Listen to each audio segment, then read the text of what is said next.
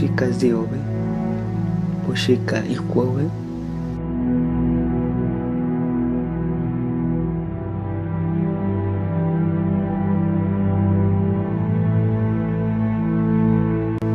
Vashikik Vistak Miska Colombia Kawekwa, Boshikacha Kaknohoska, Zue Cristiano Kawekwa, Auchakuka, Hukatibashaki Kinkaguskwa, Nga Boshika Miska Hoka Wabnes, Zuaye Hoka Abgas Miska Hechapkukinuka Kazue Abgaskwa, Nga Dis Yoke Mabie Inashekaninoukan, Okazwazin. Kom eka haku shuka shimukanangach shimukancha. Yokech viena wene. Yoke in boshika ahekaka shekananga. Nunkerete banji, zuenji, ahekakangach awane. Aquas cronista mavi, boshika awecha wene abkas. Boshika kwan miemuska sogamuzu, jekwa we abkas. Esnokan. Cronista chumuka biswa isashekawe nga chokampi kachakene zuezas kehena uken aweznuka niska mabiheka makis awezeka bge kwana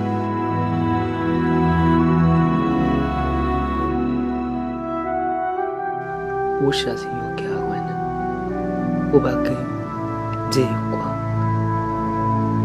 Boshika Zewanga Kwano Azukunet Ekaptinan Ezen Fibawe Nga Ushasishun Swan Sucha Sukunanga Ekwana Wane Chunga Auka Aquas Boshika Bocha Ikwo Makubunsuka Wacha Atim Kwaka Ikwa Besha Kubunsuka Chawacha Viva Ashikisantoni Abocha Chukuncha Abka Yokecha ajekan Zekwa viska Ushaska kaka anta chananga kwaka Konfesara kunchoni Okajinga Okazaginga kukaga chak chibuskwa Ziz shimukansan Shieshane kashihak ship chingako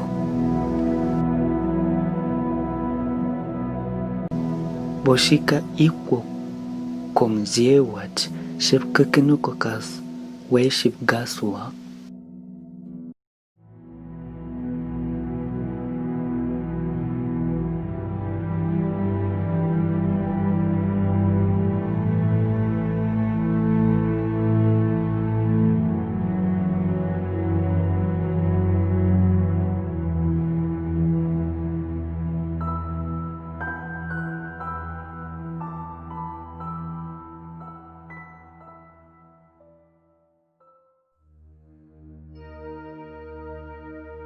Existe una misteriosa constante en torno a los mitos y leyendas de los pueblos ancestrales que habitaron Sudamérica antes de la llegada de los conquistadores españoles. Esta constante se conoce como el mito de los dioses blancos, que hace su similitud con el mito del héroe fundador que se repite en todos los pueblos del mundo. A mediados del siglo XX, el mito de los dioses blancos en América precolombina se ha prestado para las más diversas teorías, desde vikingos colonizando secretamente a los pueblos indígenas hasta la llegada de seres extraterrestres que realizaron una labor civilizadora en el Nuevo Mundo. Otros, mucho más escépticos, atribuyen a este mito una invención más de los cronistas españoles del siglo XVI con el fin de componer un relato que tuviera elementos occidentales y cristianos con el fin de transformar y así dominar a los pueblos indígenas. Ante esto último, no podemos ser tan estrictos pero tampoco tan crédulos para las nuevas teorías, sino más bien elaborar un camino medio en torno a las evidencias que hemos ido encontrando, que nos hablan de la misteriosa visita y aparición de seres excepcionales que realizaron grandes proezas entre los pueblos americanos antes de Colón, cuyas hazañas se esparcieron en pueblos totalmente incomunicados entre sí. ¿Quiénes eran estos dioses blancos? ¿Cuál era su misión en aquella época? ¿Tiene esto que ver con el llamado peregrinaje oceánico de los sobrevivientes del continente perdido de Mu o algún grupo étnico poseedor de grandes conocimientos que con el tiempo desapareció completamente sin dejar rastros? queremos señalar a 4 de estos grandes seres fundadores de las culturas mesoamericanas, quienes guardan misteriosamente muchas relaciones entre sí. 4 grandes ejemplos de que algo sumamente desconocido ocurrió hace cientos y quizás miles de años, de lo cual solo tenemos las leyendas y relatos que mostraremos a continuación. Bochica. Cuentan los primeros cronistas que venían con los conquistadores españoles que en la región de Colombia, lo que antes era denominada por ellos como Nueva Granada, existía la leyenda de un extraño personaje que visitó a los indios muiscas que vivían en lo que se conocía como la sabana de Bogotá. En aquel entonces existía la etnia chibcha, siendo el pueblo muisca el que relató a los primeros cronistas sobre Bochica, un hombre de larga barba y túnicas blancas, que era de piel y cabellos muy claros, que poseía un báculo de oro con el cual hacía grandes proezas. Se decía que poseía gran sabiduría y conocimientos y que llegó alrededor del año 100 de nuestra era desde el oriente sobre una especie de camélido muy parecido a lo que podríamos identificar hoy como una alpaca.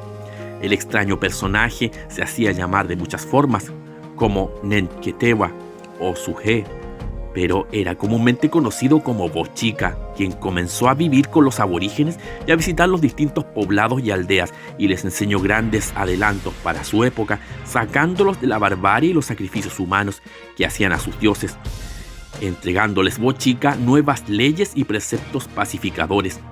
Cuentan los relatos muiscas que aquel misterioso ser les enseñó a cómo fabricar el telar para cubrirse con mantas, la agricultura, el comercio, la ganadería, la cerámica, la religión de la paz y las buenas costumbres que permiten vivir en armonía. Los relatos prosiguen diciendo que Bochica, al terminar sus enseñanzas, se retiraba a las montañas a dormir y a vivir en cavernas de las sierras cercanas, y que tenía un lugar sagrado donde le habían erigido un templo en una región llamada Sogamoso, lugar que verdaderamente existió y que los conquistadores saquearon y luego quemaron supuestamente de manera accidental en el año de 1537. No fue sino hasta entrados los años 40 donde el Templo del Sol de Sogamoso fue reconstruido por el afamado arqueólogo colombiano Eliezer Silva Celis en 1942, representándonos cómo pudo haber sido aquel templo donde vivía aquel ser civilizador de los muiscas. Si nos damos cuenta, el Templo del Sol posee las mismas características de aquellas casas y templos construidos por la civilización peruana llamada Chachapoyas, de los cuales investigamos en un extenso video en el tomo 2 de esta serie. Bochica, tras enseñar y civilizar con técnicas y un renovado estilo de vida a los pueblos de la región cercana a lo que es hoy Bogotá, simplemente desaparece. Es aquí donde una bruja, una mujer con grandes poderes mágicos llamada Huitaca, comienza su obra de desprestigio contra todo el trabajo civilizador que había realizado Bochica, haciendo volver a todos los pueblos a sus estados anteriores de violencia y denigración social. Es aquí donde Chipchacún, un dios sirviente de Bochica, furioso con los indígenas por su transgresión, desata una gran inundación, haciendo salir de madres a los ríos más grandes de esa región, causando estragos y destrucción de los cultivos de todos los pueblos muiscas. El pueblo clama desesperado el perdón y la ayuda de Bochica, y este regresa montado en un arco iris y responde dejando salir a las aguas, formando una gran abertura por un valle, y así el pueblo es liberado de la inundación. De aquella abertura que realizó Bochica, solo queda un lugar llamado el Salto del Tequendama, una meseta desde donde salta una gran cascada. Chipchacún es castigado por Bochica por desear la muerte de su pueblo y le hace cargar sobre sus hombros la tierra de los muiscas, que de cuando en vez suele causar temblores a causa del cambio de hombros que Chipchacún realiza. Comentando esta curiosa historia, diremos que existe un gran número de cronistas españoles que al llegar al Nuevo Mundo recopilaron la historia de Bochica en muchas versiones, algunas de ellas diferidas en algunos detalles. Cronistas tales como Lucas Fernández Piedrahita y Fray Pedro Simón recopilan desde diferentes lugares de la región de Bogotá lo que ocurrió con la llegada de Bochica. Así también, el naturalista Alexander von Humboldt, al conocer este relato, no dudó en aludir que Bochica era algún apóstol cristiano que llegó a América o alguna expedición vikinga que traía a grandes sabios que venían incursionando en América mucho antes de Colón. La historia de Bochica también dio paso a que la religión mormona intentara sustentar su tesis de que Jesús vino a América y que hubo pueblos de raza blanca descendientes de tribus perdidas de Israel habitando en América hace cientos de años antes de Cristo. Notemos cómo el relato del diluvio universal, tanto del Génesis como de cientos de culturas ancestrales alrededor del mundo, se vuelve a presentar en este caso. Así también, el que las aguas cesen tras aparecer un arco iris en el cielo, mismo elemento presentado en Génesis por Dios a Noé tras el término del diluvio. También vemos a Huitaca como el alter ego constante en la historia de Bochica, quien hace las veces de un gemelo malvado o alter ego que actúa contra los designios del héroe o dios civilizador. Mismos casos que ya hemos planteado en otros videos. Junto con eso, la figura del Atlas griego también se hace presente en esta ocasión. Existen muchas dudas si Bochica realmente era de rasgos blancos, como lo son los pueblos europeos y nórdicos. Se plantea si realmente esta idea de poner a Bochica como un dios blanco no fue idea de los conquistadores españoles, quienes agregaron estas descripciones y otros relatos en sus crónicas para que con el tiempo los indígenas vieran en los relatos bíblicos y las imágenes de Jesús, María y los apóstoles a personajes semejantes a Bochica y el resto de sus dioses. Esto hasta cierto punto puede ser verdad, pero no olvidemos que existen otros dioses o sabios blancos que también realizaron este tipo de proezas en otras culturas de América precolombina a miles de kilómetros de donde ocurrió el encuentro con Bochica. También que hasta la fecha existen más de 10 libros que se compilaron sobre las costumbres mitológicas y las formas de vida de los pueblos muiscas alrededor del año 1500 y que se encuentran extraviados y quizás lo estén para siempre. ¿Qué habría en aquellos relatos que quizá nunca conozcamos de los muiscas y su encuentro con el dios blanco Bochica? Uno de los dioses más importantes del mundo maya es Itzamna, quien para esta importante cultura de Mesoamérica es el dios en quien se centra todo el desarrollo civilizador de los grandes centros dinásticos como lo es Chichén Itzá, que como vemos también guarda este término en alusión a la casta de nobles que al igual que Bochica emigraron desde el oriente alrededor del año 500 de nuestra era para fundar la grande y poderosa ciudad de Chichén Itzá. De Itzamna se encuentran varias descripciones, tanto humanas como divinas. Es aquel dios y sacerdote que dio la escritura, las ciencias, la capacidad de cultivar, de desarrollar un lenguaje, de construir y de formar una civilización. Se lo representa también como un anciano, pero también se les da las cualidades de un reptil, ya que su nombre también está asociado a la mítica Casa de las Iguanas, o las 4 regiones del mundo que componen la realidad humana y divina. También se le asocia al cocodrilo o lagarto cósmico, como podemos ver en el Código de Dresde. El cocodrilo simbolizaba para los mayas a aquel lagarto primordial que formó todos los mundos y en cuya espalda se encuentra la Tierra, y en su desplazamiento cósmico transita por el océano de la eternidad. Itzamna también se le atribuye, así como a otros fundadores de antiguas civilizaciones, el tener aspecto reptiliano. Esto ya lo hemos visto en culturas como China, Japón, el antiguo Egipto y parte de la cultura griega, donde al hablar de sus fundadores y seres primigenios se alude siempre a seres de aspecto reptil. También es llamado estancia del rocío o aquel por donde transita y se expande el rocío primordial, aludiendo a algún tipo de energía sutil que transita a través de la persona de Itzamna con el fin de dar a conocer los secretos y designios de los dioses a los seres humanos, en este caso al pueblo maya. Los estudiosos de la cultura maya plantean que Itzamna pertenecería a un grupo especial de sacerdotes y nobles que peregrinaron por toda la península de Yucatán, partiendo desde el oriente para ingresar luego a la región del Petén, hasta descender al centro del territorio y construir la formidable Chichén Itzá. La interpretación para el nombre de Chichén Itzá es Pozo Sagrado de los Brujos de Agua o Brujos de Itzá. Lo que creemos es una alusión al vórtice de energía que la región posee, energía que fue captada por los Itzá y su líder Itzamna, lo que les llevó a construir el complejo de pirámides más famoso del mundo después de las pirámides de Egipto.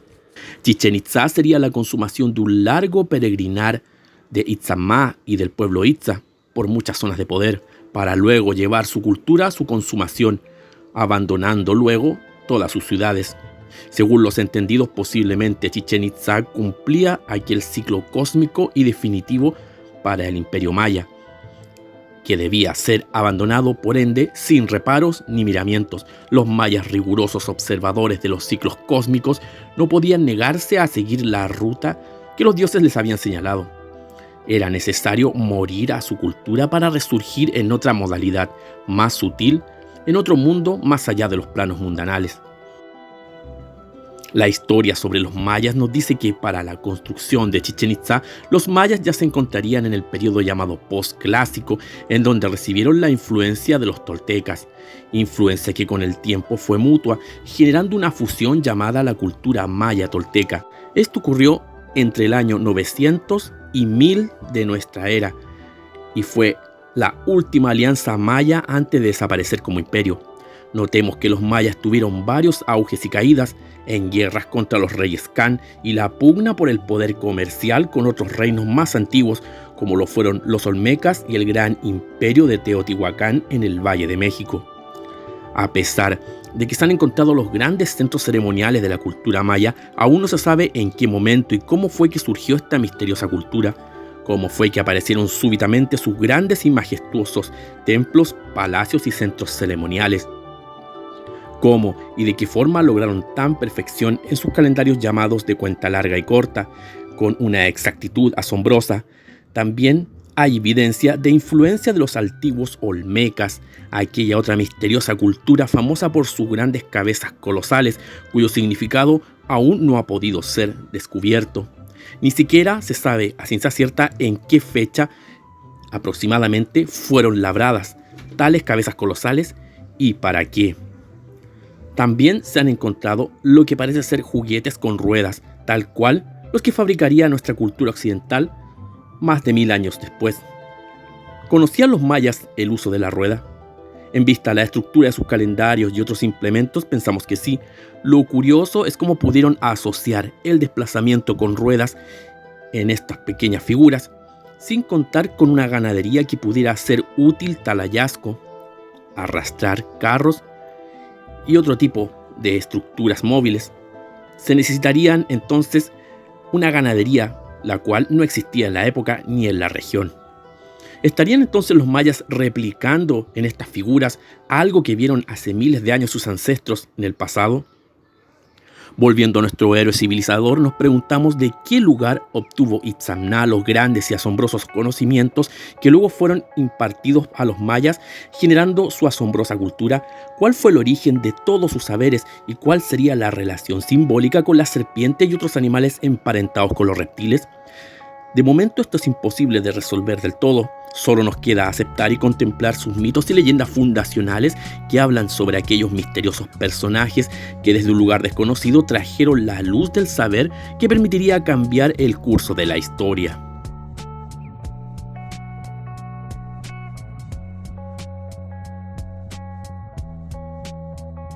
Si te gustó el video, suscríbete y comparte, dale like y presiona la campanilla y así podrás saber en qué momento estamos subiendo nuevo material a nuestro canal. Un fuerte abrazo y hasta el próximo video.